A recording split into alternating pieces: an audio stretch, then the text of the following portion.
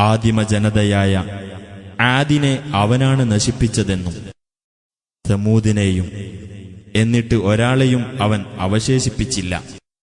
അതിനു മുമ്പ് നോഹിന്റെ ജനതയെയും അവൻ നശിപ്പിച്ചു. തീർച്ചയായും അവർ കൂടുതൽ അക്രമവും കൂടുതൽ ധിക്കാരവും കാണിച്ചവരായിരുന്നു.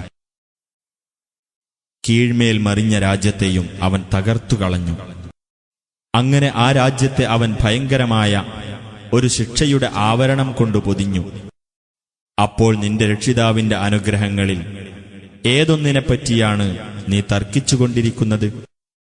മുഹമ്മദ് നബി പൂർവികരായ താക്കീതുകാരുടെ കൂട്ടത്തിൽപ്പെട്ട ഒരു താക്കീതുകാരനാകുന്നു.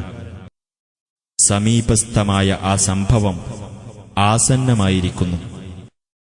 അല്ലാഹുവിന് പുറമെ അതിനെ തട്ടി നീക്കാൻ ആരുമില്ല. അപ്പോൾ ഈ വാർത്തയെപ്പറ്റി നിങ്ങൾ അത്ഭുതപ്പെടുകയും നിങ്ങൾ ചിരിച്ചുകൊണ്ടിരിക്കുകയും നിങ്ങൾ കരയാതിരിക്കുകയും നിങ്ങൾ അശ്രദ്ധയിൽ കഴിയുകയുമാണോ? അതിനാൽ നിങ്ങൾ അല്ലാഹുവിന് പ്രണാമം ചെയ്യുകയും അവനെ ആരാധിക്കുകയും ചെയ്യുവിൻ.